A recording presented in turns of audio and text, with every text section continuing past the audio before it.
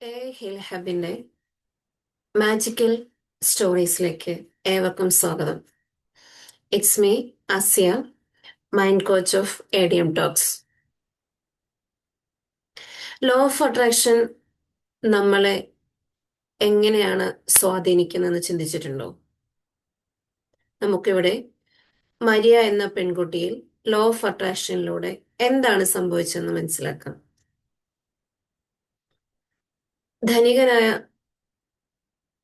ഒരു വ്യക്തിയുടെ മകളായിരുന്നു മരിയ. ആഡംബര ജീവിതത്തിലൂടെ സന്തോഷകരമായി അവളും അമ്മയും അച്ഛനും ജീവിച്ചു പോന്നു.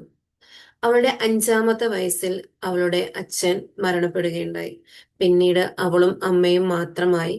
അവളും അമ്മയും നല്ല കൂട്ടുകാരായിരുന്നു. അതുപോലെ തന്നെ മരിയ പഠനത്തിൽ മികച്ച കഴിവ് തെളിയിച്ച ഒരു കുട്ടിയും കൂടിയായിരുന്നു.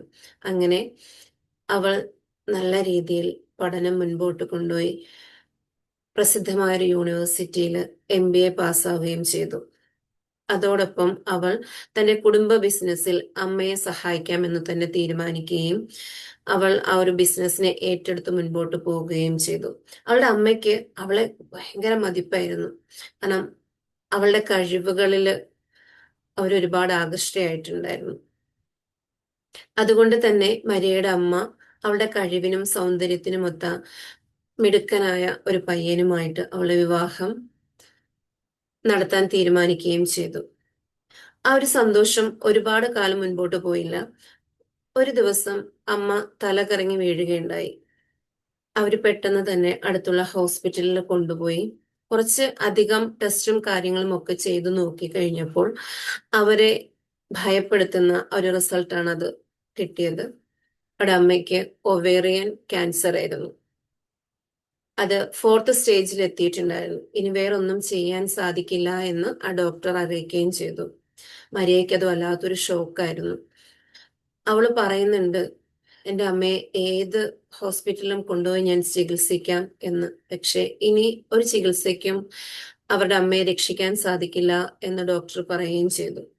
അങ്ങനെ 2 ആഴ്ചത്തെ ഹോസ്പിറ്റലിലെ ചികിത്സകൾക്ക് ശേഷം അവർ വീട്ടിലേക്ക് തിരിച്ചെത്തി. സ്ട്രക്ചറിലായിരുന്നു അവരുടെ അമ്മയും കൊണ്ടുവന്നത്. പിന്നീട് കുറഞ്ഞ കാലം മാത്രമാണ് അമ്മ അവളോടൊപ്പം ഉണ്ടായിരുന്നത്, ഏകദേശം ഒരു 20 ദിവസത്തോളം. അതിനുശേഷം അമ്മ മരണപ്പെട്ടു പോയി. അവൾ ആകെ ആ വലിയ വീട്ടിൽ അവൾ ആകെ ഒരു ഏകാന്തത അനുഭവിക്കുന്നുണ്ടായിരുന്നു. വല്ലാത്തൊരു വിഷമവും ബുദ്ധിമുട്ടും ഒക്കെ. അങ്ങനെ ഇരിക്കെ ഒരു ദിവസം അവളുടെ അമ്മയെ ചികിത്സിച്ച ഡോക്ടറുടെ ഫോൺ കോൾ വരികയുണ്ടായി. അവരുടെ അമ്മയ്ക്കുണ്ടായ ഒരു ക്യാൻസർ പാരമ്പര്യമായിട്ടുണ്ടാകുന്നതാണ് എന്നതാണ് അദ്ദേഹം പറഞ്ഞത്. അതോടൊപ്പം തന്നെ അവരുടെ കുടുംബത്തിൽ മറ്റാർക്കോ ഈ രോഗം ഉണ്ടെന്നുള്ളതും ഇവർ നേരത്തെ പറഞ്ഞിട്ടുണ്ടായിരുന്നു. അതുകൊണ്ട് തന്നെ മരിയയോട് ഡോക്ടർ പറഞ്ഞു, നിങ്ങൾ അതിന്റെ ടെസ്റ്റും കാര്യങ്ങളൊക്കെ ചെയ്യുകയും അത് നമുക്ക് എന്താണെങ്കിലും മുൻകൂട്ടി അറിയാൻ അല്ലെങ്കിൽ നേരത്തെ അറിയാൻ സാധിച്ചാൽ അതിനെ നമുക്ക് ചികിത്സിച്ച് ഭേദമാക്കാൻ സാധിക്കുമെന്നും പറഞ്ഞു.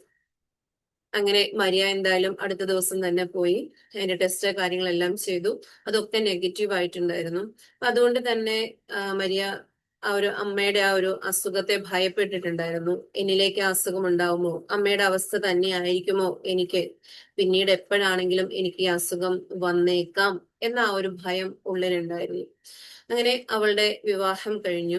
വിവാഹം കഴിഞ്ഞതിന് ശേഷം അവൾക്ക് എത്രയും പെട്ടെന്ന് കുട്ടികൾ ഉണ്ടാകണം എന്നുള്ളതായിരുന്നു ആഗ്രഹം. അമ്മയുടെ ഈ ഒരു രോഗം കാരണം അമ്മയുടെ ഈ രോഗം പോലെ എനിക്കുണ്ടായാൽ മക്കൾ ഉണ്ടാവില്ലല്ലോ എന്ന ഒരു ഭയം മൂലം അവർക്ക് കുട്ടികൾ ഉണ്ടാകാൻ വല്ലാതെ ആഗ്രഹിച്ചിട്ടുണ്ടായിരുന്നു. 2 വർഷമായിട്ടും അവർക്ക് കുട്ടികളൊന്നും ഉണ്ടായില്ല. വല്ലാത്തൊരു നിരാശ തോന്നി.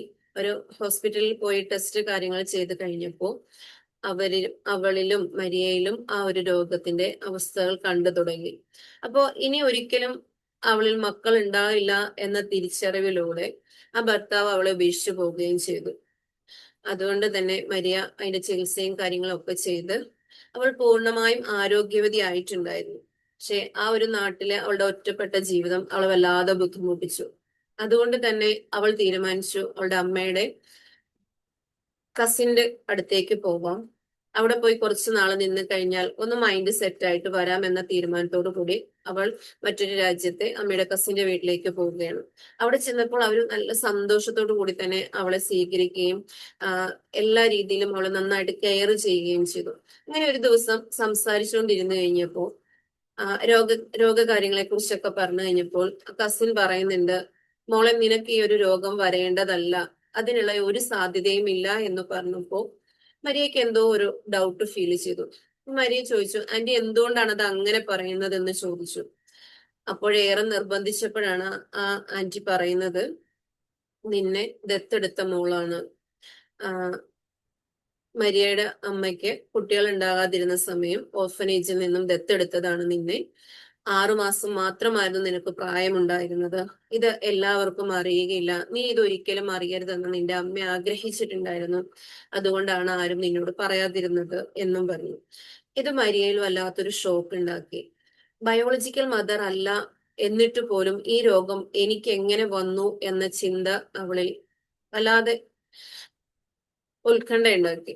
അവൾ അപ്പോൾ തന്നെ ആ ഡോക്ടറെ വിളിക്കുകയും ഈ വിവരങ്ങളൊക്കെ അദ്ദേഹത്തോട് പറയുകയും ചെയ്തു. അപ്പൊ അദ്ദേഹം അതിന്റെ റിസർച്ച് കാര്യങ്ങളൊക്കെ ചെയ്ത് കഴിഞ്ഞപ്പോൾ അവളിൽ നിന്നും ലഭിച്ച അവളുടെ ആ ഒരു റിസൾട്ടിലൂടെ ലഭിച്ചത് എന്താണെന്ന് ചോദിച്ചു കഴിഞ്ഞാൽ, മരിയയുടെ ചിന്തയിലൂടെ ആ ഒരു രോഗത്തെ അട്രാക്ട് ചെയ്യുകയായിരുന്നു. അത് എല്ലായിടത്തും അതൊരു ചർച്ചാ വിഷയമാകുകയും നമ്മൾ എന്താണോ നെഗറ്റീവായിട്ട് കൂടുതൽ ചിന്തിക്കുന്നത് ആ കാര്യത്തെ നമ്മൾ നമ്മളിലേക്ക് അട്രാക്ട് ചെയ്യുകയാണ് എന്നുള്ളത് തെളിവായി മാറുകയും ചെയ്തു. ഇവിടെ നമ്മൾ മനസ്സിലാക്കേണ്ടത്, നമുക്ക് വേണ്ടത് എന്താണെങ്കിലും നാം അതിനെ പൂർണ്ണമായും ഉൾക്കൊണ്ട് അതിന് പോസിറ്റീവ് ആയിട്ടുള്ള കാര്യങ്ങൾ നമ്മുടെ ഉള്ളിലേക്ക് എടുക്കുക എന്നുള്ളതാണ്. നമ്മൾ എന്തിനെ ഭയപ്പെടുന്നു, എന്ത് നമ്മളിൽ സംഭവിക്കുമെന്ന് നമ്മൾ ഭയപ്പെടുന്നു, അല്ലെങ്കിൽ എന്തില്ല എന്ന് ഭയപ്പെടുന്നു, അത് തന്നെ നമ്മളിലേക്ക് വരികയും ചെയ്യും. ഇങ്ങനെയാണെങ്കിൽ നമുക്കൊന്ന് ചിന്തിച്ചു നോക്കാം, നമ്മുടെ ജീവിതത്തിൽ എന്തൊക്കെ കാര്യങ്ങൾ ഈ ഒരു ഭയപ്പാടോട് കൂടി നമ്മളിൽ എത്തിപ്പെട്ടിട്ടുണ്ട്. ആ എത്തിപ്പെട്ട കാര്യങ്ങളെ നമുക്ക് റിമൂവ് ചെയ്യാൻ എന്ത് ചെയ്യാൻ സാധിക്കും? അപ്പൊ ആ ഒരു ചിന്തയോട് കൂടി ഈ ഒരു സ്റ്റോറി ഇവിടെ അവസാനിക്കുകയാണ്. Thank you so much. അതേപോലെ നമ്മൾ ഹീലിംഗ് ഹബിന്റെ കീഴിൽ കൗൺസിലിങ്, പേരന്റിങ്, പിന്നെ ഉള്ള പേഴ്സണൽ മെന്ററിങ്, അങ്ങനെയുള്ള എല്ലാ കാര്യങ്ങളും നടത്തിക്കൊണ്ട് പോകുന്നുണ്ട്. അതിലേക്ക് എന്ത് കാര്യത്തിനും ആ ഒരു കാര്യത്തിൽ എന്ത് ഹെൽപ്പ് വേണമെങ്കിലും ഹീലിംഗ് ഹബിലേക്ക് സമീപിക്കാവുന്നതാണ്. Thank you so much.